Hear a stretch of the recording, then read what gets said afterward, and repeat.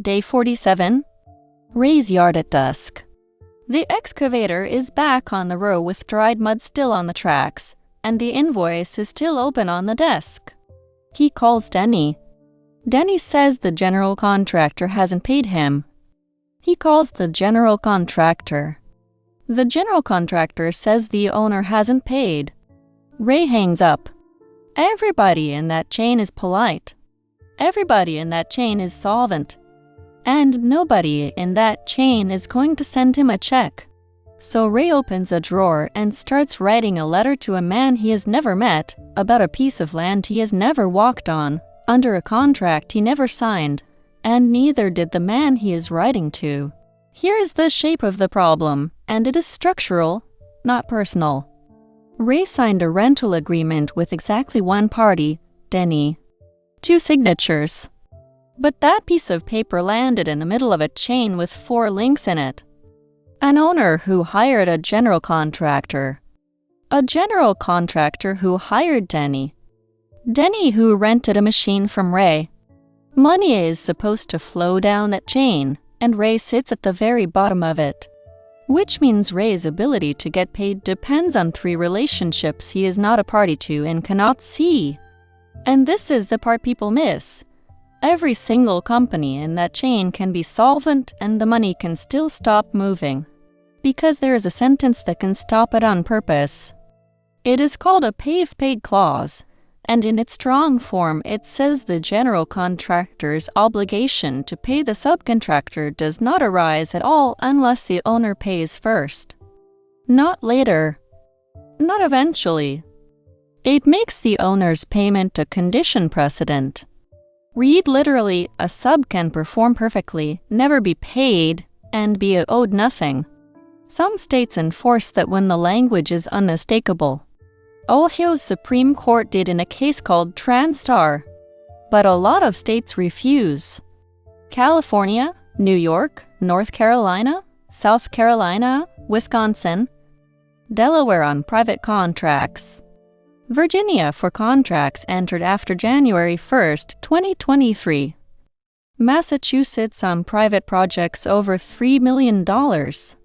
So the very same clause is a wall in one state and waste paper in the next, which tells you something important about where Ray's real leverage lies.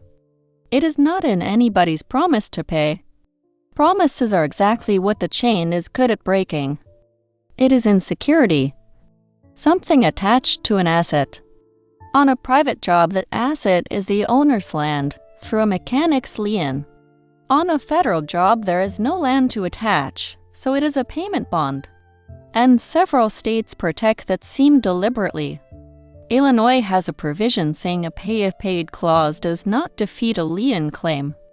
Ohio has a statute doing the same for lien and bond rights. So the clause can be perfectly valid between the 2 companies that signed it, and still be no defense at all against the guy at the bottom reaching past them. So Ray reaches for the lien, and immediately hits the first question, which is not rhetorical, and which most people assume the answer to. Is rented equipment lienable in this state at all? Because labor is obviously lienable. Materials are obviously lienable. Rent is neither. It is a third thing, and states handled it 3 different ways. California names equipment lessors outright in the statute. Illinois wrote a dedicated section for rental equipment. Texas doesn't mention lessors in the obvious place at all. It hides them inside the definition of the word material. And Delaware case law goes the other way entirely and says a rental provider has no lien rights. Same machine, same invoice, 4 state lines, and in one of them Ray simply has nothing. Say your state does allow it. The second question is what the lien actually covers, and the answer is often broader than people expect in one direction and narrower in another.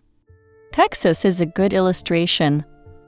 It covers the rent, and it also covers running repairs at what the statute calls a reasonable rate.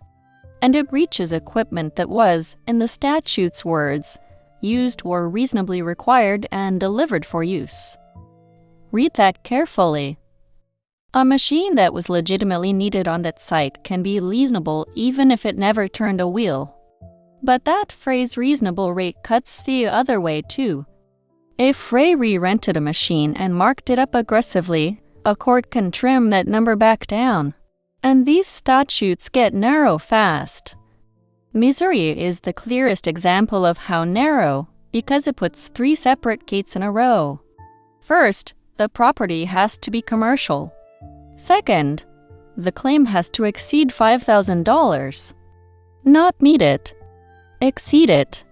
And third, the lessor has to give written notice to the owner within 15 business days of the commencement of the use of that equipment. Miss any one of them and the lien is gone. Sit with the second one for a second. A $4,900 rental bill in Missouri is not lienable at any price, no matter how correct Ray is, no matter how promptly he files, no matter how obviously the machine was there. Louisiana has a gate of a different kind, and it is the one most likely to catch a real rental yard, because it collides with how the industry actually works. Louisiana's privilege for leased movables exists only where the equipment was leased to the contractor or a subcontractor by written contract. Written. And this business runs on cell phone orders. Somebody needs a machine Thursday and it is on a truck Thursday. Now, the notice rule there is gentler than people assume. It is a partial forfeiture rule, not a bar. Giving notice late doesn't destroy the claim. It just cuts off what came before. Give it on day 90, and you still protect everything from day 90 forward. But no writing at all, and there was never a privilege to protect. Now deadlines. And here is the thing nobody tells you.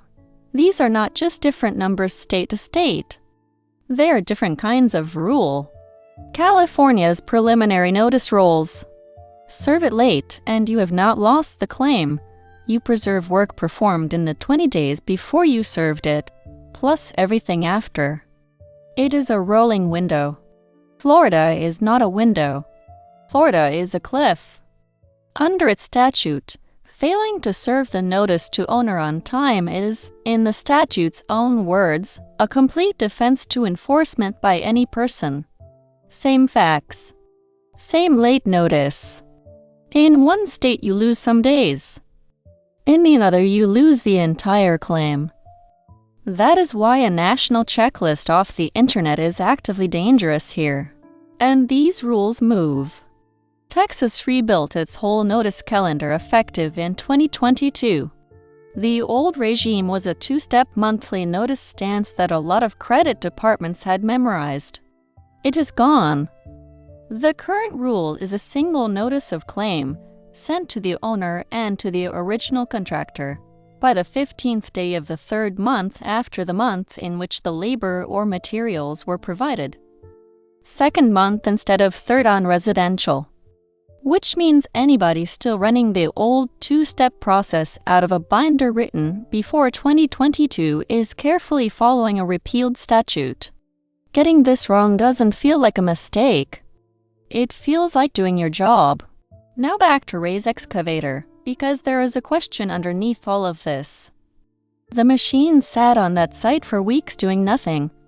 Was it still earning? Florida answers this directly, and it surprises people. Delivery to the site is prima facie evidence that the equipment was used through the time it was last available for use, or until 2 business days after the lessor receives written notice to come pick it up. Whichever comes first. Read the operative word. Written. Denny grumbling to the general contractor that nobody needs the machine anymore does not start that clock. Somebody has to tell Ray, in writing, come get it. Until that happens, the meter has a legal reason to keep running. Now change one fact. Same machine, same non-payment, but the job is a federal project. A courthouse annex, a VA clinic, a runway. Ray goes looking for the land to attach, and there isn't any, because you cannot put a mechanic's lien on the United States government. That is not a loophole, it is the point. So Congress built a substitute, and it is called the Miller Act. On a covered federal construction contract, the prime contractor posts a payment bond, and people below the prime who supplied labor or material claim against that bond instead of against the property. And this next part matters for the whole rest of this video, so I want to say it plainly. Everything before this was state law. The Miller Act is federal, and its deadlines really are the same everywhere. This is the one place in this entire video where a national number is the right answer. 2 clocks. Written notice to the prime contractor within 90 days from the day the claimant itself last performed labor or supplied material. And suit no later than 1 year from that same date. Not 1 year from project completion. From your own last day. And serve it by a method that gives written, third-party verification of delivery. Then the limit people get wrong. Bond protection reaches those who contracted with the prime and those who contracted with the first-tier subcontractor. Below that, the Miller Act does not reach you. Which raises a practical question for a rental yard because Ray didn't make 1 delivery. He made 9, spread over 4 months, all billed on 1 open account. Does each one start its own 90-day clock? The Ninth Circuit answered this in a case called Ramona Equipment Rental, where the deliveries all went to the same government project on a running account. Notice given within 90 days of the last one is timely as to all of them. 1 clock, not 1 per invoice. And the court also held that equipment the lessor itself re-rented from somewhere else still counted as furnished by him. That case is worth knowing if you rent a federal work, because it is the difference between 1 late notice and 9 dead claims. But do not assume the bond is there. The statute requires a payment bond before award on federal construction contracts above $100,000. The procurement regulation that implements it operates at contracts exceeding $150,000, with alternative payment protections in the band between $35,000 and $150,000. So confirm a bond exists and get a copy before the machine goes on the truck. And there is a lie detector built into federal jobs. When a prime says we haven't been paid, remember the prime certified otherwise on its own payment request. The rules give the prime 14 days and require payment down the chain within 7 days of receipt. Last piece, and it cuts both ways. Waivers. Advance lien waivers are void in California and Texas, and where a state prescribes the form, yours has to substantially match it. Conditional means it only bites once the check actually clears. Unconditional means it bites now, so never hand one over against a check you are still hoping for. And a Miller Act waiver is void unless it is in writing, signed, and executed after you furnished. Now Denny's side, because none of this is free for him. Ray's claim triggers the general contractor's indemnity, invites back charges, and can jam Denny's own progress payment. So Monday, Ray confirms the state, the bond, and the calendar before delivery. Monday, Denny asks to see the payment terms above him before he rents anything. This is general information, not legal advice, and construction law varies enormously by state. Get it in writing, get a read, and get to work.